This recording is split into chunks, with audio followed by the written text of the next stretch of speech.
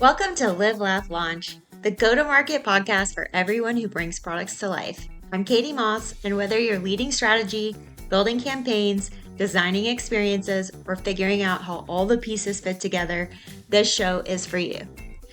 We explore every angle of go-to-market success, from the big picture thinking to the nitty-gritty execution. Each episode dives into what really works, what doesn't, and how cross-functional teams collaborate to turn ideas into market wins.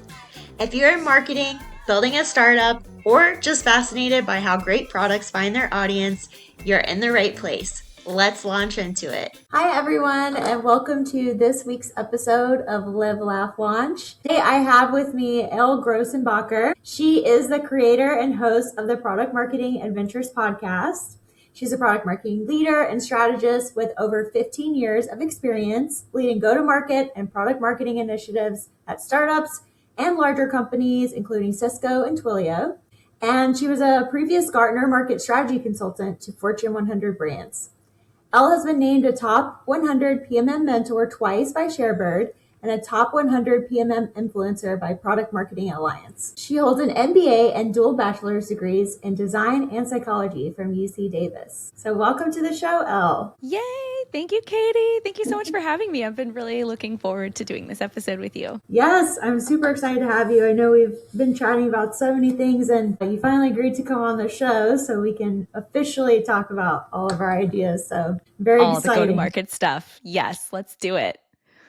Awesome. So I mentioned you worked at some of those larger enterprise companies, Gartner, Twilio, and Cisco. How did each company's approach to positioning and differentiation challenge or change how you think about product marketing?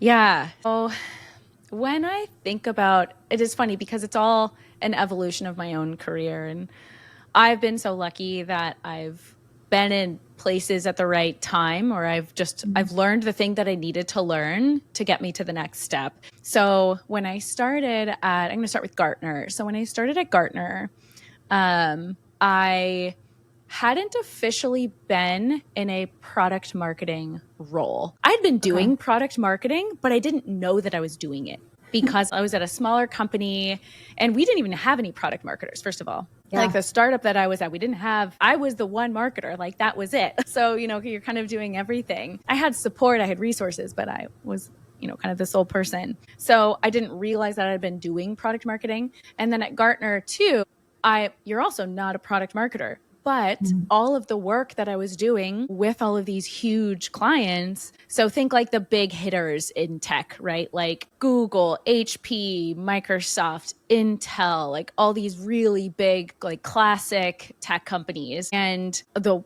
type of projects that we were doing were all market strategy, positioning, go-to-market, those type of activities. And most of that work was product marketing work, but I still didn't know it because I had never met a product marketer. Wow. And this was like a bit earlier on. So I think product marketing in general was still a young field and still evolving. So, and this was, I think Product Marketing Alliance had maybe just been founded. Like it was a while ago.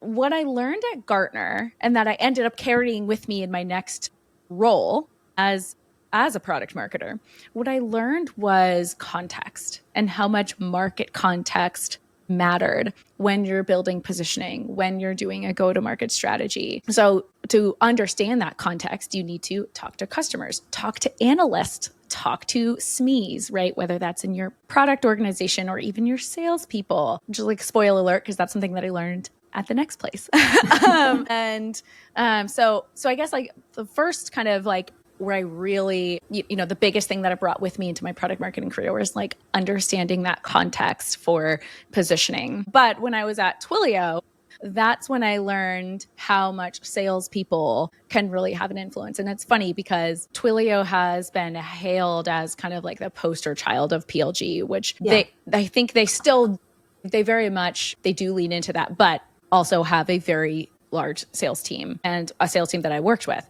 So what I learned at Twilio was how much how much knowledge those salespeople have and how I can use them as kind of early message testers even before I get in front of customers or, am able to test messaging with customers. And then at Cisco, what I what I continue to like bring with me and even today into any product marketing I do is to understand how much I can leverage other PMM's messaging into my own. So let me explain for a minute. When you're at a really big company like Cisco, or if you're at a company that has like a ton of products or a huge portfolio, it's really hard to get the support. It's really hard to get the support you need. And then even externally, when you're doing positioning to the market, you have to consider that in how your customer is going to interpret your particular narrative. So like at Cisco, Cisco has hundreds of products. So when I say, yeah, I work at Cisco, like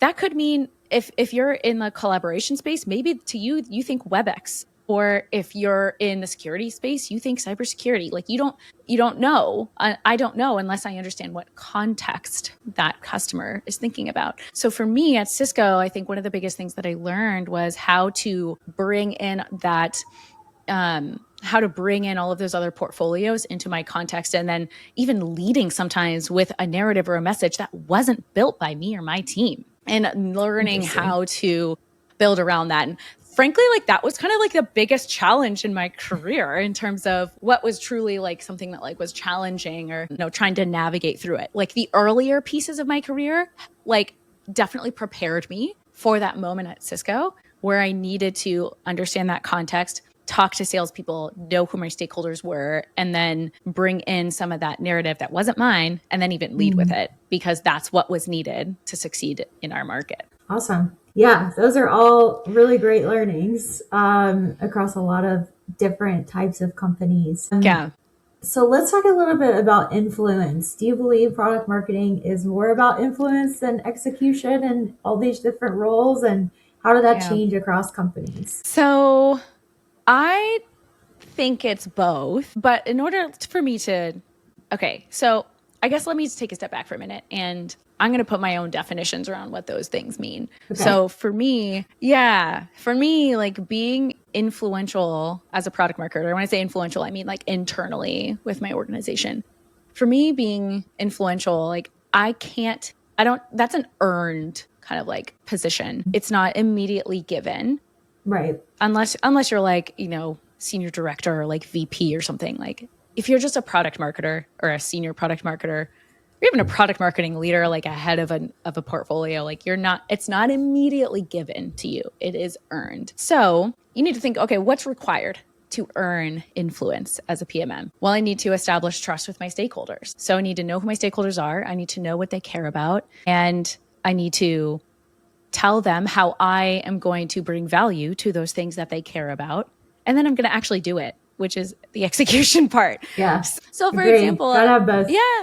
Yeah, you really do. Like, for example, at Twilio, I knew what our product team, like actually everywhere I've worked, I've been really fortunate to have a really strong product managers. And I learned how much they cared about revenue and what was required to hit revenue goals. Because when you work at a bigger company, particularly actually both Twilio and Cisco, this was the case. Maybe less so at a startup. I just think you have like more flexibility. At larger companies, if your product isn't hitting goals, it's going to get cut. It's just going to get cut. Like it's not going to get the funding that it needs to move forward. So we had to hit goals, or it just wasn't happening. None of us were going to be there.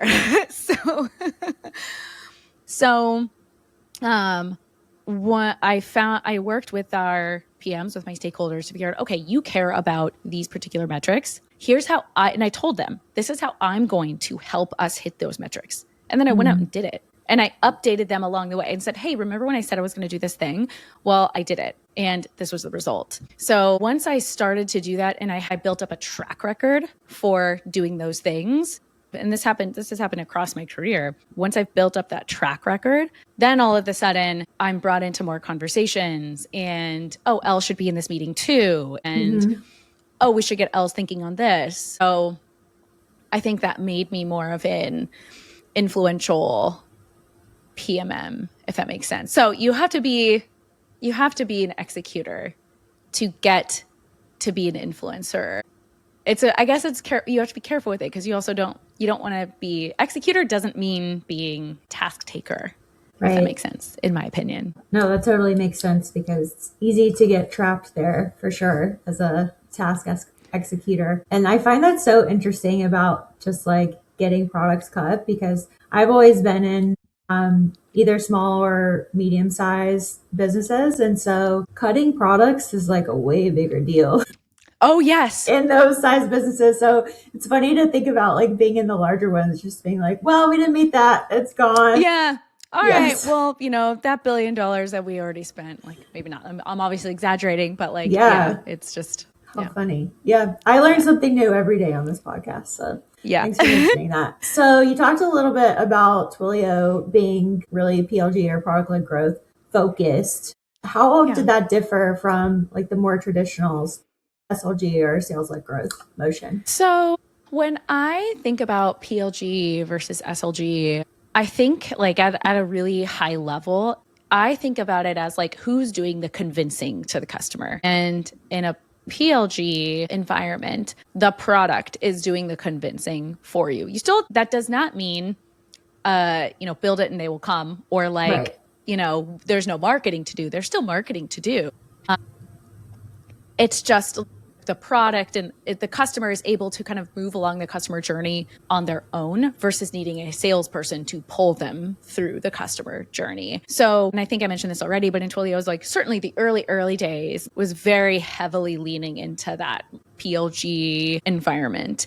And it was very easy for customers to move forward. I think the PMM's role was really around like obsessing over time to value and documentation. And how do I make this as easy as possible for our ICP, the developer, to succeed without ever needing to talk to a salesperson, or certainly with like very limited interaction with a salesperson. But at Cisco, I think like that's more this like enterprise infrastructure. It's so complex. It's also very expensive. Infrastructure technology is very expensive. So once you start to get into, I mean, this is like a good portion of the entire IT budget that an organization may be spending. Naturally, there are a lot more stakeholders involved with, are we moving forward with purchasing this product? It's very different from, hey, I'm just going to use these APIs to keep building what I'm building. So again, the context here matters in terms of whether or not this something should be or is by nature SLG or PLG. So a PMM's role at Cisco, my job was much more around enabling the sales team and making sure that the sales team and our partner ecosystem were educated on the product, and so that they were confident and comfortable in bringing customers through the journey, right? Because with the PLG motion, customers are kind of like, it can be more instant, like the time that it takes for them to get through the customer journey. That's how I think about it. And that's when you think back to like, again, like go-to-market motions, like as when you're in like more of the SLG environment, things are much more around like this narrative has to land and it has to be easy for our salespeople and our partner ecosystem to understand. Yeah. How did you go about doing like message testing with customers for PLG versus SLG? How did that look different? That's a good question. So, and this could also be very well due to the size of the company. And I have a few examples for why that matters too. So at any PLG company, you can lean a lot heavier into product adoption metrics and putting some of that messaging, like in product, as they say, and seeing kind of like what's moving with conversions. And you can even do some A/B testing. And you can still do that in SLG, but again, it's because the customer's moving themselves through the journey with PLG. In SLG, it's different. Salespeople are moving them through the journey. There's so many different ways to go about this, but it's like maybe you do like message testing with reps, and you have some reps that are using the newer messaging, and then you're kind of testing it and seeing if it's working, if the deal is moving forward. And then in other cases, it's just interviewing the customer. Actually did this at both companies, just interviewing the customer. Just like we had our new narrative, and then we're like, okay, now let's see what our customers think. And then getting a set of customers on the phone, and we had some benchmark of how many customers we were required in order for us to feel like it, passed our mark. But literally just telling them our pitch or telling them the narrative and getting their response about it. So it didn't differ too much. I think the biggest challenge when the bigger the company you're at, the harder it is to identify the customers to get them to do the message testing with you, particularly if like there are NDAs in place or it's for a narrative for a product that's not out yet. Whereas if you're at a smaller company, you can kind of get away with kind of disclosing things. And like at Twilio even, which is still a big company, but at Twilio, it was so much easier for me to access customers. I could just reach out to a customer myself. Maybe I'll give the rep a heads up, right? Like, hey, I'm reaching out to customer X, make sure there's nothing going on. But other than that, I had a direct line of contact to my customers. Whereas at Cisco, there's a lot of red tape. There's a lot of signatures required. There are just a lot of stakeholders. There's customer marketing. There's marketer who owns customer advisory boards. And then there's our beta groups. So the beta groups are owned by the product teams. And so you just have to go through a lot more people to get access to customers. So the challenging bit wasn't necessarily like the method. It was just getting access. Yeah, that's interesting to hear too, because I know even PMMs and those like more mid-sized companies can struggle getting access to customers. So you were a little lucky in that because sales can be very, very protective of those relationships, and or you might have executive team or head of marketing or something pushing really hard to get the messaging out very quickly. And so I know those customer interviews can often suffer in any environment, really, for a lot of different reasons. Yep. I've been in all of those shoes before too. Same. Awesome. So you've worked in a lot of environments, as we've covered. Speaking of GTM, how do you diagnose whether a company needs to evolve its go-to-market strategy or rethink its narrative? And is there any like overlap there? Okay, evolve versus rethink the narratives. Yeah, Twilio, we started with this like fantastic story. Like our narrative was so strong and we were able to prove that. We knew that our narrative was good. We had internal alignment across the board. Everyone felt really good about it. We did test it out with a couple of trusted customers and gave us really great feedback, and even a couple of analysts, and got really great feedback. And I think one thing we realized though is we knew our narrative was killer, right? We had great narrative. And we had good conversion rates, but I think our reach was overall really low, or like lower than what it needed to be, because we weren't on track to hit the revenue numbers that were required. And this is very particular for my portfolio. Okay. So I'm not speaking to like all of Twilio, just my portfolio. So, and the other thing that I think this is a little bit harder to measure. It's typically not a PMM's role to cover. Sometimes PMMs cover this, sometimes not, but I in particular was not covering it. We had a low like share of voice in the market. Okay. So we had so many competitors who were just louder. And overall, when you look at media coverage, like we weren't really in a lot of the media mentions or, popular podcasts out there. No one was talking about us. No one was talking about our product. So, okay, we knew we had this great story. We knew we had strong conversions. We knew our product was really strong. That told us that like, okay, we need to change something with how we're going to market so that we can like expand our reach. We'll probably see a dip in conversion, but that's what told me that like, okay, I don't need to change the narrative. We need to switch up where we're placing our bets and where we're putting our resources, both like people and dollars. And that's not like it's a PMM led discussion, but it's not a PMM decision, if that makes sense. So like I would come to the table with ideas. And again, I would be kind of shepherding the discussion, but that's a discussion with like product leaders, sales leaders, and marketing leaders. A lot of times, at least the organizations that I've been in or worked with, that strategy is often weak or missing. Yeah.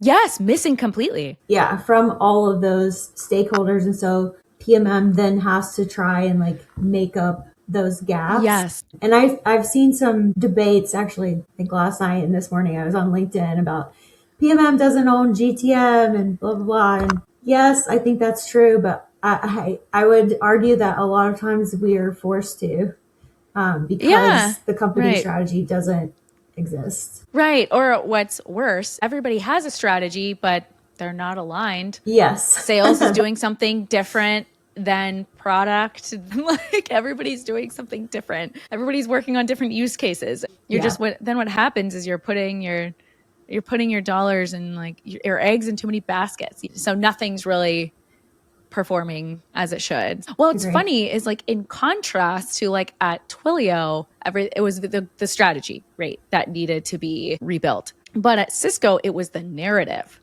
See, at Cisco had, and again, this could be in part due to the fact that like it's a $50 billion company. So it naturally has a ton of resources. It's been around for like 40 years. So it's a like very well-known brand. But so we had the reach, like extremely high reach. I think we've been like probably like the number one vendor in almost all of our spaces. But we were losing deals. So we were seeing the win-loss rate not be where it should be.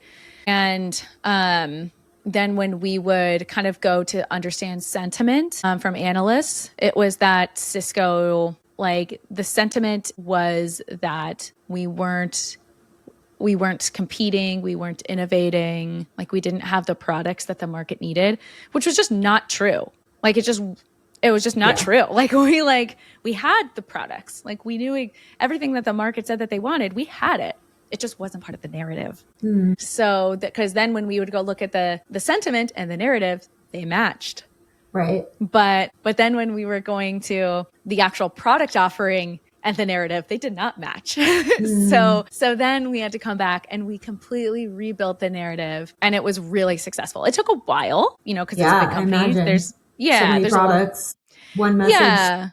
Yeah. Well, there's one message, and then there's like, this is all for my particular portfolio though. Okay, my particular portfolio. So we had to go back and rebuild that narrative, test it with partners, test it with customers, make sure that there was alignment internally, make sure, and this was the harder part, make sure that it like supported the broader story from the rest of Cisco, because it couldn't be totally different. So I think that's how, those are some signals that you can look at as like, okay, what does my share of voice look like? What does my reach look like? What's the sentiment look like? And then what's my win-loss rate look like? And all of those different signals, based on what they actually are and what compared to where they should be, tell you whether or not, okay, I need to change the strategy versus I need to change the narrative. Yeah, agree. Have you ever lost a messaging or positioning battle? And what did it teach you? Not necessarily like for my product. I think I've pretty much always been on the same page with my product counterparts.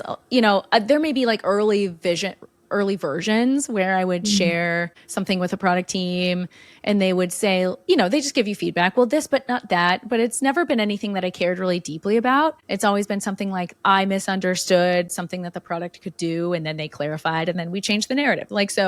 Or change the positioning. Like it's never been like that. It's more so been, there was a time at Cisco where there was this SVP of sales and he had this idea for this campaign and it took fire. He got, because he's an SVP, he'd been there for a long time. Like he has some clout. And so he was in the ear of, everybody with budgets and power. So his little idea turned into a very big idea. And it was like a campaign of the year. Everybody was supporting it. Everybody was building resources around it. All the PMMs were chartered with building out, making sure all of their positioning and messaging were aligning back to this one campaign that was getting a ton of resources, millions of dollars in resources. Like we were doing road shows around this campaign. We were enabling thousands of partners around this campaign. Like it was a very big deal. And I did not like the messaging for this campaign. I thought it was not to my standard of quality. It was filled with, I don't know who did it. It was never clear who did it. It was filled with buzzword. I don't even know if a PMM did it, truthfully. It could have been like someone who's actually not a PMM who did it. And then somehow it like made it to the final product, but it was filled with buzzwords. It just wasn't clear. It felt like someone who thought, it felt like someone who didn't know what they were doing put it together. And it was moving really fast too. So I didn't like even really get much of a chance to raise my hand and say, hey, like, here's something that we should do instead or consider instead, or like, that just wasn't there. So I think what I learned about that is because I had to support it either way. So I didn't like the messaging for this campaign. And it was basically like forced upon me and my team to say like, you will support it and you will make sure that all of your messaging for all your upcoming product launches are supporting this campaign. Otherwise, you're not going to get any resources. Yep. So if I wanted support for my product, which of course I do, or my portfolio, which of course I do, I had to support this campaign, even though the messaging was not up to my standard of quality. And so ultimately, like we caved and like I did resist at first. And I remember going to our like product marketing leader and being like, this is terrible. Why aren't we saying something? Why aren't we giving them better feedback? Why aren't we giving them better direction? And we were able to make some tweaks to make it better, but it was just moving too fast. We just couldn't, It just wasn't possible. So ultimately we had to support it and tweak our messaging to make sure that it aligned to this broader campaign. And it didn't totally fail. Like it definitely still brought in millions of dollars in pipeline, but I think that was partially because it just frankly had a lot of resources. So it was everywhere. Yeah. So of course it's going to bring in something. I just think it could have done better had it had stronger messaging. But the funny thing is, this campaign just completely disappeared after like 6 months. It just completely disappeared. And I think that's because, I know, right? Thank God. I think that's because it wasn't like there was like there's a point of diminishing return because it like frankly didn't have the quality that it should have been. Didn't have legs. Yeah. And so like when I'm looking back as like, okay, what is the lesson here that I learned with this experience? I think it's like, sometimes you need to just let something fail, like especially if you don't have control over it. As long as it's not going to like bring you down with it, but you need to just let something fail. Because I had to support it because it was mine. But, by letting it fail, then it will go away faster. And then we can do a postmortem on it and say like, hey, in the future, like I would love to, be able to bring your vision to life, Mr. SVP sales. Because it wasn't a bad idea. It was just the messaging was just executed poorly. But anyway, so let something fail if you need to, but have a postmortem on it. A boss, an SVP of product marketing, come in once and do that. And I didn't love the messaging. And I know. Had to be very creative with making creative. Still apply and like resonate as much as possible. So I get that. Eventually that person was let go. So obviously I was right. But yes, you have to just let it fail. Yes, you have to. I mean, so you have to speak up. You have to say your piece. Say at your the piece. End of the day, you have to say your piece. You also probably need a job. So you have to support it. And let it fail. So, and I think like the times where I'm trying to think like there definitely have been times where maybe not a campaign or messaging, but it was like someone's idea that maybe was like a good idea, but like I knew that it wasn't going to work for some reason. And like going about it with that person and not wanting to be like, your idea is terrible because that's just mean, but going about it as then like, hey, let me help you bring this to life. Here's how I think we could make it work. And then like take their idea and expand on it or iterate on it and try to get their buy-in for it. If I were, SVP of whatever marketing back when that campaign at Cisco was coming out, I think I would have handled it something like that. I'm sure you would have. In my case, it was this person was against us, totally against us testing it with customers. So obviously why would you do that? Did not work out eventually. So I know. So back to move on. The testing with customers piece. Very important. Very important. Awesome. So you have your own podcast now, which is very exciting. Adventures in Product Marketing. You've had some awesome guests. We were talking about one of your shows earlier. What's the most unpopular opinion or way of working you've heard from a guest that changed how you do product marketing or how you think about product marketing today? Yeah.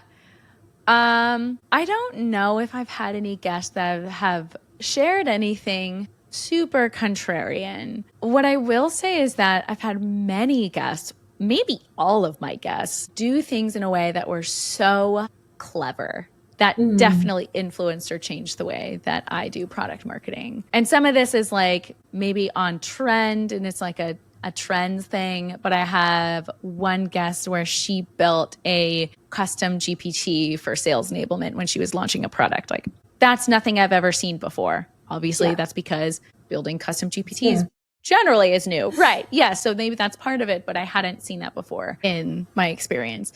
And that was Natalie Marco-Tullio from Novatic. And then I had another guest. I thought this was so clever. I have another guest. Her name's Leah Bright. She heads up product marketing at Gusto. She and her team built this like incredibly sophisticated scoring formula for existing customers. And then they use that score to determine when a customer is ready for like upselling and cross-selling. But it's like it's super formulaic. It was like really clever how they did it. And so there's a lot of like data analysis that went into it. So they were more like running these campaigns. They'd run these campaigns for just like longer periods of time, but they'd be like hyper personalized to when a customer is ready for upselling or for cross-selling.